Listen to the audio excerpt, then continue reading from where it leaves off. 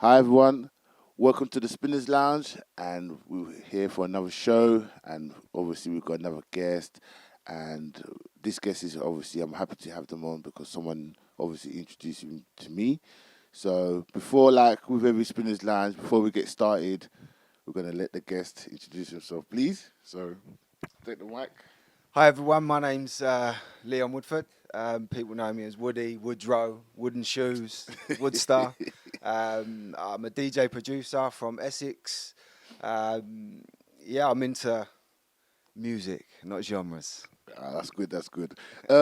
Yeah, with Woody, I'm very. I was like I said, I'm happy to feature him because a previous guest on the Spinners Lounge, Bosky. If you haven't seen the video, go and watch the interview. You can watch his mix.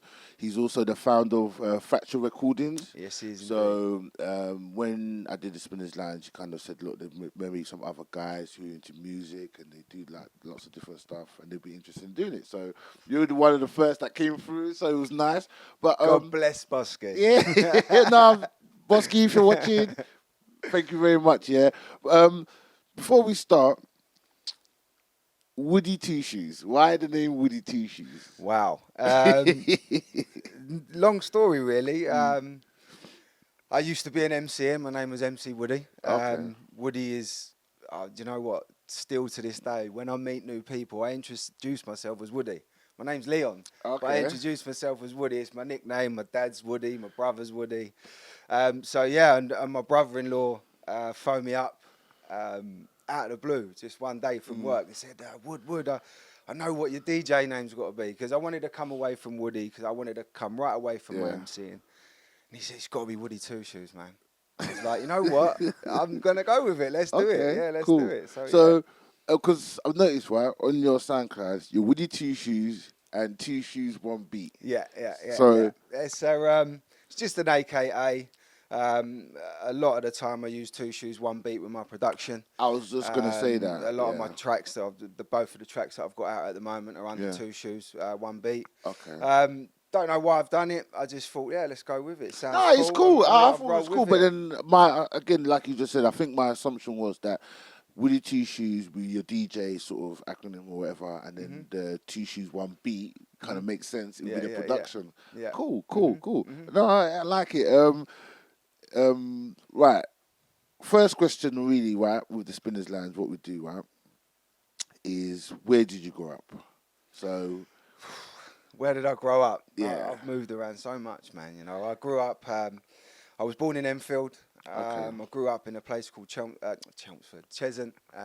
Lived there till I was about 8.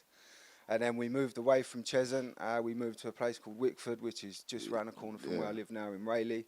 And now I'm residing in Rayleigh with my new wife. Yeah. Okay, Yeah. cool, Yeah. cool. So you've been a North London boy, but now you're an Yeah, Essex boy, And I'm a truly. West Ham supporter. Oh, well, Don't tell anyone I'm from Enfield, will ya?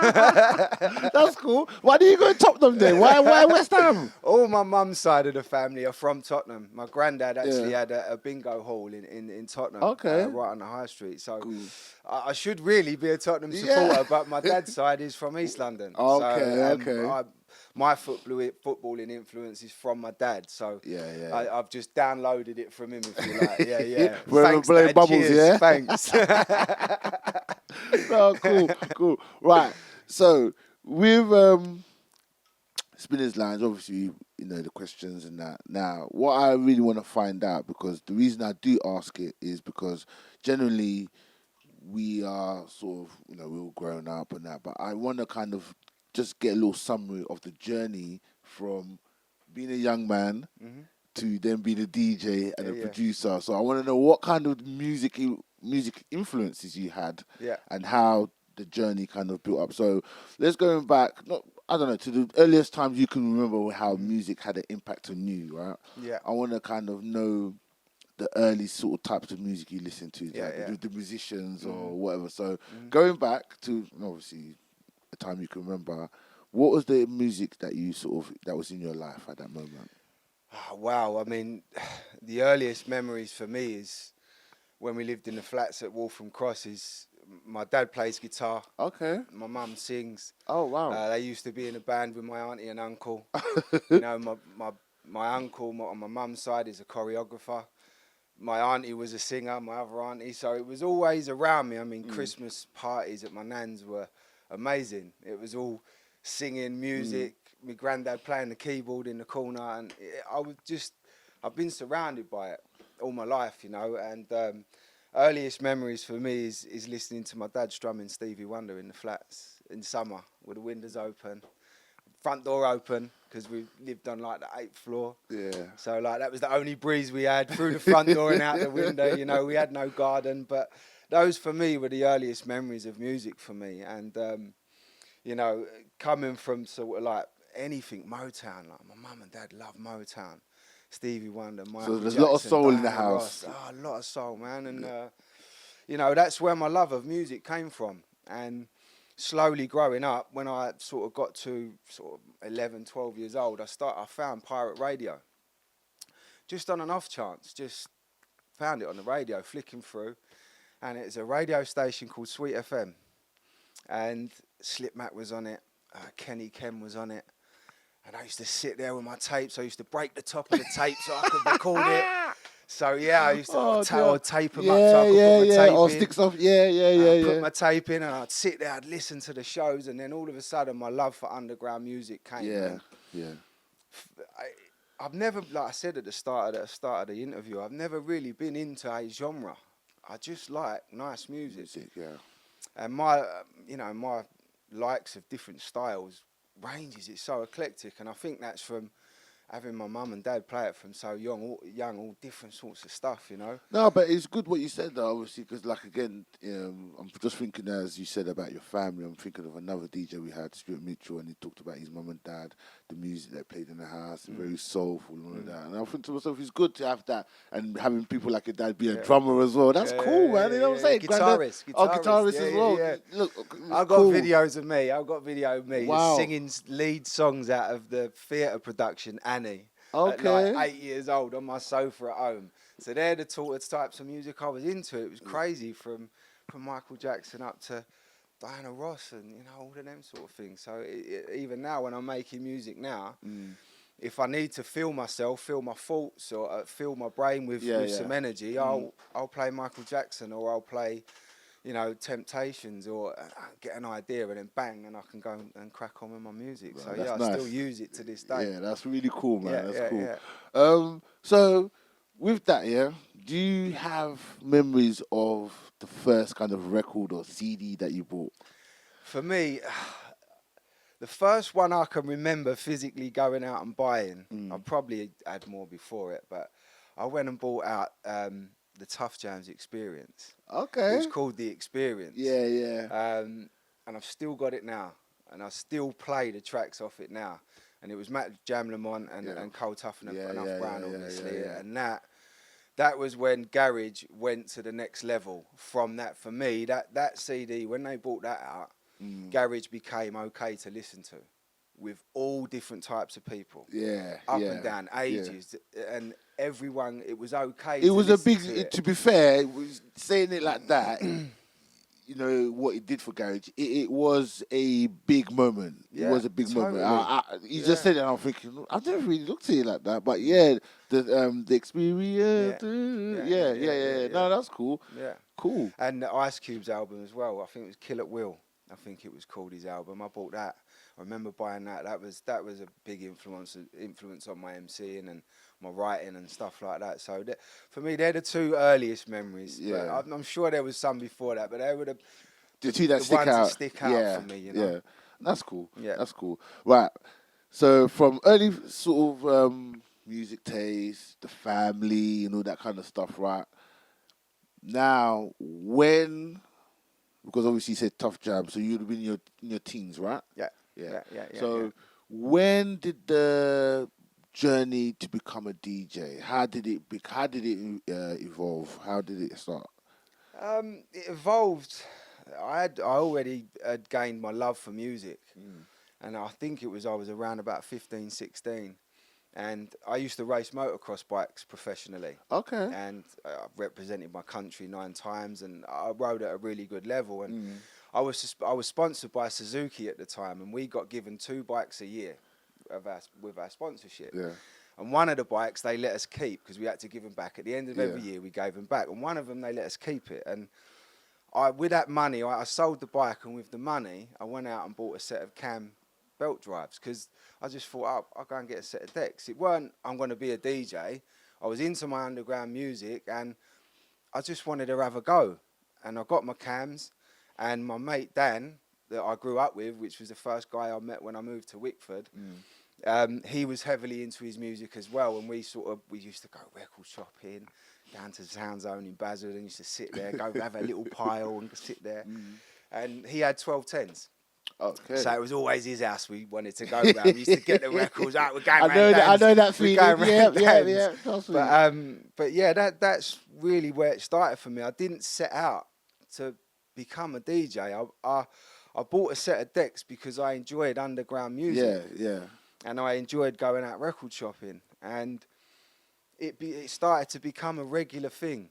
We used to meet up regularly. And when it became a regular thing, it all of a sudden became something that we did. Yeah. And then all of a sudden we started doing these parties, underground parties in a warehouse, me and Dan. And I remember going to the warehouse party and we done this, we was playing, we was back to back playing.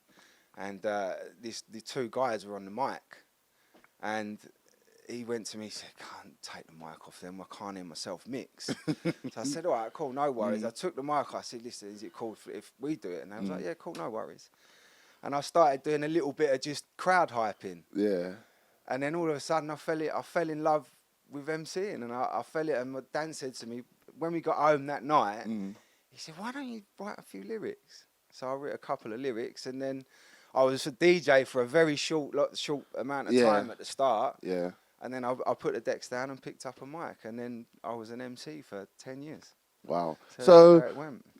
And now Daniel, like I said earlier, Daniel is now the owner of Circa Trova, which is with one of the biggest underground house nights there probably is in London at the moment, you know.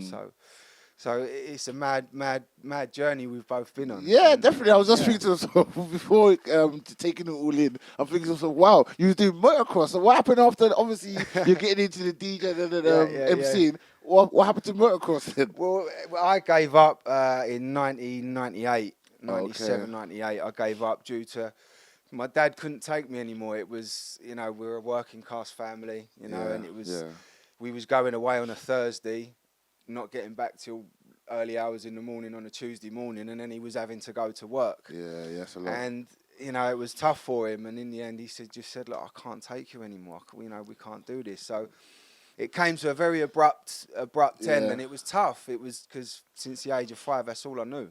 That's all I did religiously. That's all I did. Travelled all the way around Europe racing, and then when it was gone, I filled the hole with music. Yeah. And that was it. And then all of my heart and soul and dedication that I had with my motorbikes, I moved that and I put that towards my music. Yeah. And that's when my music became a profession. And that's when I started doing it for, being paid to go and MC and getting residencies, starting to make tracks. And that's when it became real. Okay, cool. So with that, now you've now been MCing, DJing. At the beginning, when she obviously decided, look, I've got the decks now, I'm going to pursue doing DJing. Were there any influential DJs or people that he sort of at that time picked up on and said, right, I like those guys. That's who I'm going to model, who I'm going to be, or sort of similar to them. Yeah. I think when it became a profession, when it became something that I did as part of my working life, I think at that time, for me, MCing-wise, it was people like CKP and Blakey and PSG. Those were all the guys that I really looked up to, and Creed and people like that.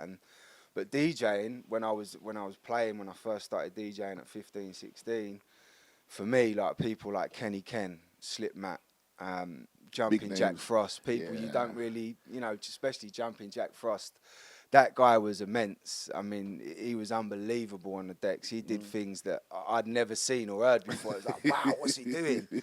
But them guys in the early days were my big influence. But for me now, I'd probably say people like Still now.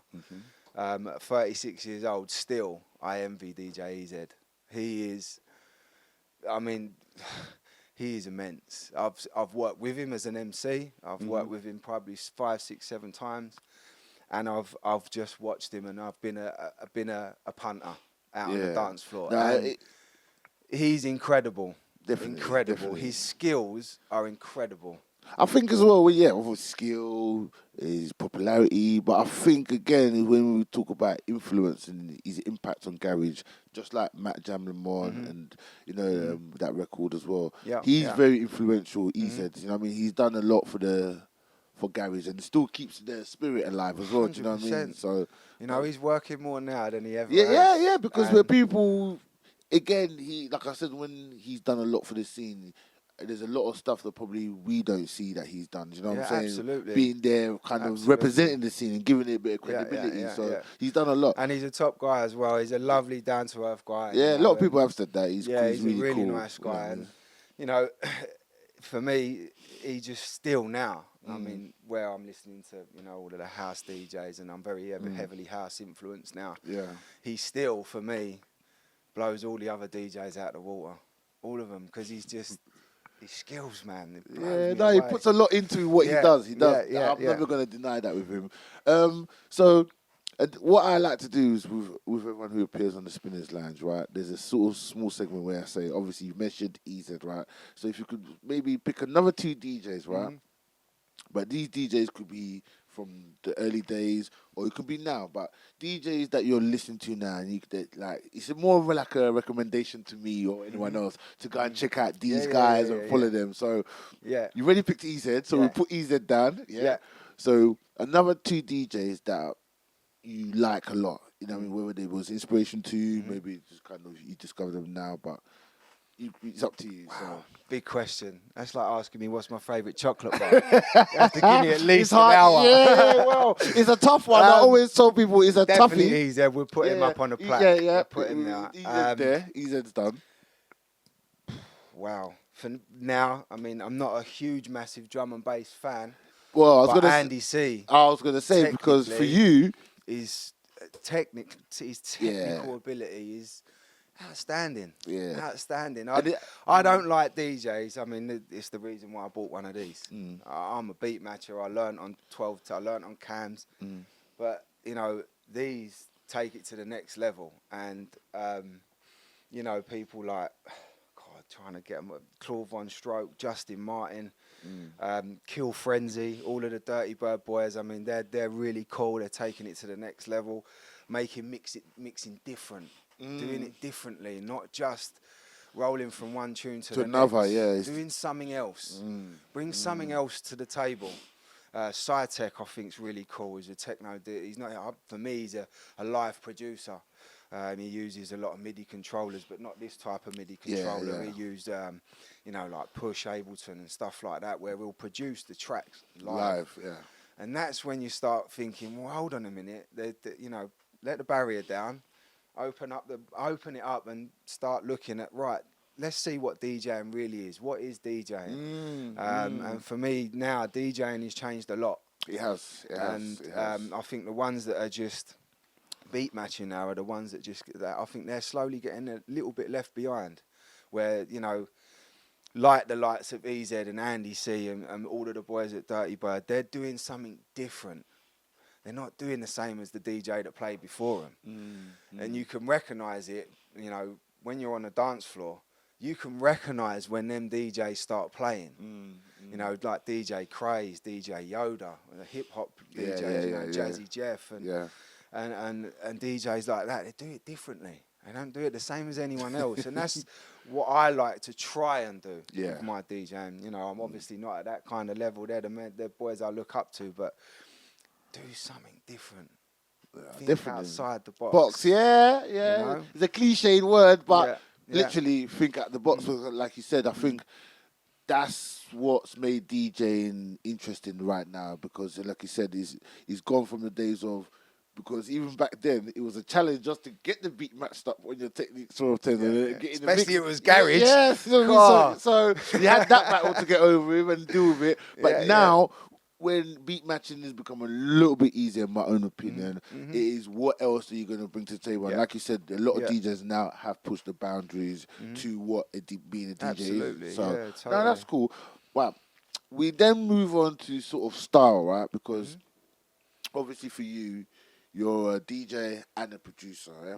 Now, I don't know, it's maybe in my own mind, I'm thinking some people might actually stick within, let's not use the word genres, but they might make that one genre and play that one genre. What is your style relating to, i.e., the DJ side and the production side, and do they meet in the middle?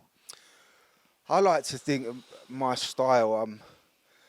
I'm still, for me, I'm just a punter that plays music for punters. Yeah. That's how I look at myself. I don't look at myself as a producer or a DJ. I'm just one of them guys out on that dance floor that's learned how to mix and sometimes gets up there and mixes for them. And, you know, I'm all about energy. I love music that's got energy. I love music that makes you dance. I love music that can take you from being in, you've had the worst day and you've got, you know, you're miserable, you don't want to talk to anyone, you come home, you put your favourite album on and then you disappear. That's what I love about music. But when I'm playing, I play the style that's alive and it's got a heartbeat. I don't mix or make a genre. I make, if I was what I call it, beats and bass. I love really technical beats and I love big bass lines that shake a room. That's what I make, you know. I'll make, I mean, recently I've just started on a remix for Tom Finn, and it's 127 BPM.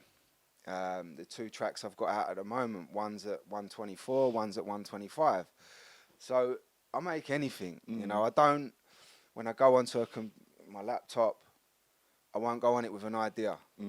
I'll go on it with a feeling. Yeah. And I switch it on.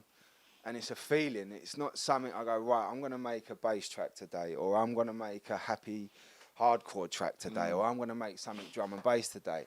I just get on there to make music. That's what I was going to ask. That is really how it is with me, you know? 'Cause I was going to ask, how or what process do you go through to produce your tracks? But then, like you said, you just go with the feeling. So what kind of instigates a feeling, and how do you... It can be anything, man. It can be like or does like, I'm thinking, does something trigger in your head and you think to yourself, I'm going to try maybe a little bit of that sound? Or it's totally that. It's totally, you know, trigger's a perfect word for it. It can be the sound of a door closing, or the sound of, or a song on an advert, or something that's just been said to me on the street, like a sentence, like a mate's just said a sentence to me, and I like that, and it's like, well, okay, what can I do with that? You know, it's crazy. It's just like you say, a feeling. I get a feeling from something, and I'm like, "Wow, I gotta get my laptop on. Let's make something." You know, and I get the subtractor on, start working on the bass, and then whatever out of that thought is what comes from it. You know, and I try and make it as organic as I can, because I think back in the day when I was producing, because I had a gap of probably about 4 or 5 years where I stepped away from everything to set up my business, which is running now. And I stepped away from everything. And when I was producing before, it was hip hop and garage. And I was in a hip hop group with 2 of my friends. And I was producing then, and we'd done 2 albums, and we quit in 2008. And we got to the end of the second album, we'd sold probably about 500-600 out of the boot of the car, because that's how you did it. Yeah, of course. Did it a sample return, SOR, little invoice, put it on the record shops on a thing, right? Whatever you don't sell, we have back, and that's how we did it. But it became a job. It became something that I've got to get on my computer and finish this tonight. Whereas now, where I've sort of gone back into my production and my DJing organically, and now I turn my computer on because I want to. Yeah. And I'm not in a rush, and I'm not trying to finish something for a record label, and I'm not trying to do that for someone that's asked me to get it done. I'm doing it at my own pace, when I want, how I want, with who I want. And for me, it's in my veins, man. Music's part of my DNA. Of course, of It'll course. never ever Sounds leave like me. it, yeah. You know, it'll never Yeah. leave me. In 2008, I'd had enough. Yeah. I But was sometimes like, it happens though, innit? I You have need to have to a just hiatus. Yeah. relax. I need to just be a punter, go and enjoy my music.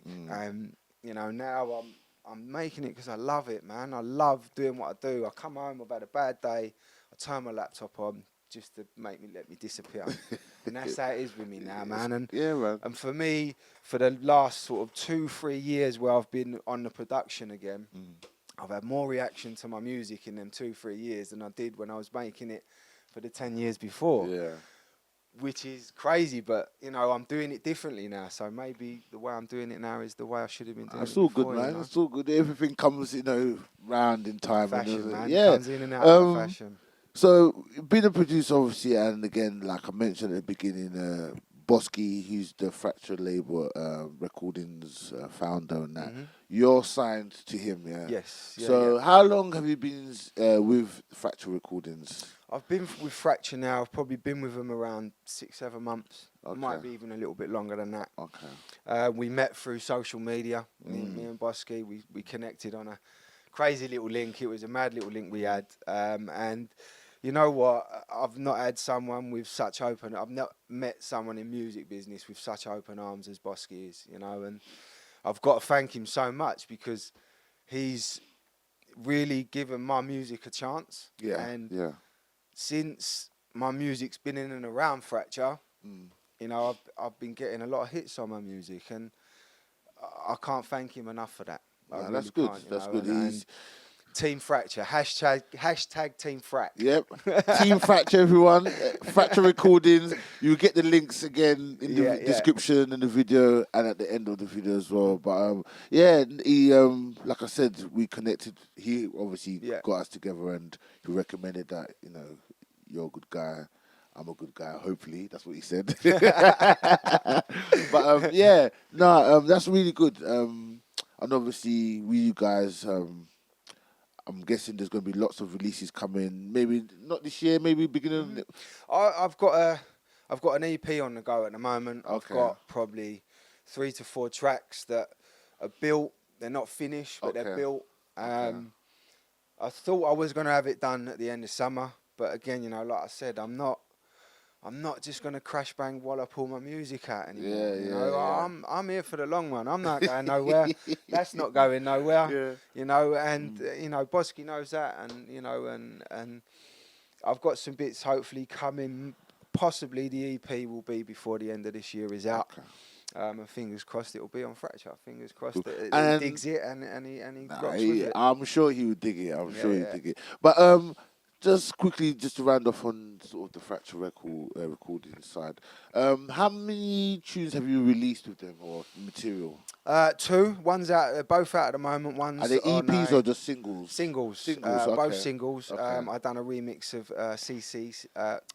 CC and Music Factory remix of Keep It Moving. And that went out on a free because it was a remix. That went out on a free release, which has now had nearing up to I think around 1,500 listens, which I'm really pleased about. And Red is out at the moment, which is a track by a guy called Realness Mix. And he was kind enough alongside Bosky to give me the remix, and that is out at the moment. That's out on all good digital stores. Because no one goes shopping for records anymore. Well, why is that? This is what I was. You know what, right? You prompted the next question, which I shouldn't have really sneaked in, but I'm going to sneak it in. And I was just wondering when you said, you gave the CC Music Factory. Music Factory stuff on free, right? And I was talking to a friend of mine who's a rapper, and he was talking about putting out stuff. And I said, you know what? You need to have a strategy because everything's free. And if you give free all the time, it's going to be hard one day to then charge for something that... Absolutely. You know what I mean? Yeah. So how do you address the balance of putting out your material? Because... I think with the free download that we had, it was a remix. So it had to go out on a free. But, it is one of them catch-22 things where it can help and it can't help. I think when you're at the start of your career and you're just getting music out and you're getting music mastered and they're ready to go and you're ready to give them to the public, I think giving a few free tracks away doesn't hurt. You know, I think a lot of the big boys do it. You know, a lot of the top boys at the top of the pile do it. And sometimes that's nice. Sometimes that's nice to give back. Yeah. You know, because for me, I'm not in this to be a millionaire. I'm in this because I love it. No, that's You know, right. I've got my daytime job that is the job that pays the bills. Yeah. This is the job that I do because my heart needs it. Yeah. You know, and for me, I'm not in it to let's sell it, let's get units, let's get numbers, money. I'm not about that, man. So for me, a freebie every now and again don't hurt. Oh, cool. You know, but some people do see it differently. Like I've had people approach me and say, "Why are you giving it that away for free? It's a great track." Yeah. Well, really, I'm not EZ at the moment. Yeah. I'm Woody2Shoes, you know. So I've got to let it's a people tough know one. about me first. You know, it's a tricky one, and I don't know what strategy is really the best, but like you said, I think it's a balance between giving out some bits and bobs for free and then maybe holding back some other bits of material. Oh, okay, I think cool. it depends where you are in your career. Yeah, definitely. I think so. if you're at the top, you don't need to, but it's nice when you do. Yeah. You know, give something back to all them people Your that fans, are going to pay 25 to £170 a weekend to come and watch you. Yeah, true. Give them something back. Yeah, true, You know, why not? true. Okay, cool. So the last segment really, right, is technology. Obviously you mentioned when you got into DJ, you started off with your iCam decks, yeah. Now, kind of with the DJing now, obviously in the cameras you probably might see in the background the big sign tractor. Kind of explain to us the journey from going from your iCam. I'm sure you said you had techniques as well. Yeah, Technic 12 and then obviously I've still got one round with Dad's. Okay, yeah, cool. And then how you eventually sort of got onto the controllers and what you think of them. I've had this discussion so much. I've had some heated discussions as well. He does create debate though. He does. You know, don't let the young face fool you. I'm old school. You know, I'm 36 and I have this conversation with DJs, and I've had it with a lot of my friends as well that I've grown up DJing with, so who are old school as well. And music's moving forward. Musically, it's moving forward. Yeah, definitely. It's not where it used to be. It's obviously got drips and drops of old tracks in new tracks. But I got bored. That's why I moved on to this. I got bored with just beat matching, just switching the fader up and down and the basses and the mids and the trebles, and I got bored of that, and I wanted a bit more. And with my production and stuff like that, I can use just my bass line or just my hi-hat or just my kick drum or just, you know, or just the melody element. I can put that on one of the tracks on Tractor and mix that into a totally different beat. So with this, for me, it's producing live, it's production, it's live. You're making a track out of 3 different tracks. You know, it's not just mixing one beat into another beat. Yeah. And, you know, I get where them guys are coming from, and I get that, and I get that, you know, it's sad to see vinyl, you know, not disappearing, because it won't ever disappear, because you can't beat the feel of that vinyl on your finger. No, you can't. It can't. But it's sort of, it's not making a comeback as such. But I think people are appreciating it. Like, you know what I mean? There's an element of movement trying to keep that vinyl culture alive, because a lot of record shops now slightly popping up again now. Yeah, so yeah, of course. We didn't have that absolutely. Maybe 5-6 years ago. Yeah, and it's nice. It's nice, you know. I've got my records down there, man. That's all my garage, mate. They don't leave my side. I've got some up in the loft. I've got some up in my mum's loft, and I won't ever get rid of that. I've got friends that's memories that as well. Did get rid of theirs, that did sell them, and I will never, ever, ever get rid of my vinyl, ever. Because I'll be playing them to my kids. Yeah. And their kid, I'll give them, and their kids will be playing it to them kids, you know. And I'll never get rid of it. But I just have so much fun on this. So much fun. You can do so much. And it's different. It's not mixing. It's different to mixing, you know. But don't get me wrong, I love 1210s, and I love jumping on a set of 1210s. It's hard when you've been playing on one of these for so long, and you jump on a 1210. It's like, woof, get them cobwebs off them fingers, you know. Definitely. But you can't do on 1210s what you can do on that. Here. Yeah, that's So the balance. It's one of them, It's a very you know? I don't know. It's like you have to appreciate obviously where the journey been. And like you said, we are in a new age now where technology means you can do a lot more. Absolutely. And engage with people a lot more than just Absolutely. being a DJ with a vinyl and playing it. Yeah, and I think a lot of younger kids now are buying these, which ain't a bad thing. No, it's not. Because It's they're not. getting into the industry and understanding it and learning it, and I don't see anything negative towards them. I enjoy using them, but like I say, I have had heated discussions with people where it causes debate. You're not a real DJ if you're using a MIDI controller. Well, I'm still mixing. Definitely. But I'm mixing 5, 6, 7, 8 samples into one beat. Can you do that on a 1210? No, you can't. Not. But I think that's a good point to sort of round off. Though I think before as well, going back, to sort of the old school days. There wasn't a lot of, like you said, you can get iCam, Sound Labs. There weren't really great kits to match up to the 1210s. But now, like you said, if a young kid wants to get into it, 250 quid compared to £1,600 for maybe a CDJ. It's a lot of money. So, I think they are good. Like you said, it allows a lot of people to enter into the culture and learn. And then obviously, if you do want to progress, then there's other kits you can go and get and stuff. No, cool. Listen, Woody, it's been an absolute pleasure talking to you. Man. I feel that we could probably chat for a long time. Absolutely, mate. Let's get a cup of tea on the go, eh? Yeah, and just stay here all some afternoon. biscuits and that. But no, we always have to try and end. Course, man. Course. The end. We keep it For short. every up, there's a down, man. Yeah, definitely. And it's also going to be a pleasure to listen to your mix because obviously when we was talking by email and stuff, you said you had lots of new music, which I'm very excited to listen to. And for anyone, because this last segment, what you're going to do is tell people where they can follow you, like, subscribe, all that kind of stuff, So your Mixcloud, and also where they can go and listen to your material that's on Fracture Recording and other back catalogue as well. So mention that. But just before I say that, for anyone watching, please go and check out his SoundCloud and check out some of the mixes, God bless you, man. No. Because listen, people apply and I have to listen to the mix, and I do, and I've enjoyed every single one. But when I was listening to his mixes recently, I was working, and time just flew, and I had to, no, seriously, I had to stop every now and again. Think to myself, is it still Woody's mixes? Like, what kind of? There's some big tunes. Listen, there's some big tunes that I liked. Real kind of. For some people, they might not think, it's a bit. I don't know how they would describe it. But for me, really just. It goes hard in some places, and then it's mellow and soft, and do you know what I mean? Yeah. So I would definitely recommend. This is just from me. Check out.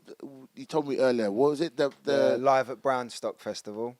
Yeah. Check that out. Live at Brownstock, and the second one I mentioned was Underneath My Skin. Underneath My Skin. Those two mixes. From me personally, I recommend you listen to them. I think they are available as downloads as well. Yeah, both free so downloads, if you're looking for stuff to listen to while you're going to work, school, whatever, download. Or if you're doing stuff around the house, please download it. I think it's a very good mix. Some good music on there. It's very I'll use the word diverse, but there's a lot of soulful bits, real. You know what I mean? It's a real mixture of nice, and he brought it in very, very, very nice. So check that out. That's my recommendation. But I'm now going to hand over to Woody. So where they can find you on social media, find your music, and all that kind of stuff. Take it away. Well, you can find me at soundcloud.com/Woody2Shoes, and that's with a number 2.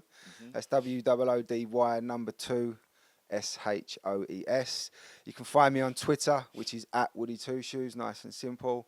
And you can find me on Facebook as well, which is facebook.com/Woody2Shoes.dj. And obviously, please go and check Fracture Recordings out as well. That's fracturerecordings.co.uk. You can obviously hear all my music there, and obviously all the other. I think it's 29 artists. He has on the label. It's got a lot of and you can get my music at all digital stores online. Anywhere you like, you can go grab them now. Which is the one that's out at the moment for sale, which is Red, and that's Realness Mix on that. Yeah. Excellent. So people. We gotta leave because obviously we gotta go and prepare for the mix. But it's been a pleasure, Woody. Pleasure. You know, Thank you listen, very you much for know, coming, man. inviting me to his home and stuff. So you know, it's really cool. And guys, obviously we're gonna wrap it up now. So obviously, all I do is say peace and just keep watching. Just keep watching the Spinners Lounge. Show your support. If you know any DJs, people who just love their music, yeah, because the Spinners Lounge, when I originally created it, is more to view people like Woody who love their music. They've got a backstory, they've got a journey that they've come from, and they've obviously got a journey that they're going on. So it's just nice to kind of be able to intercept them at this on their journey and kind of talk to them and find out more about them. So please keep watching, guys, and see you soon. Peace.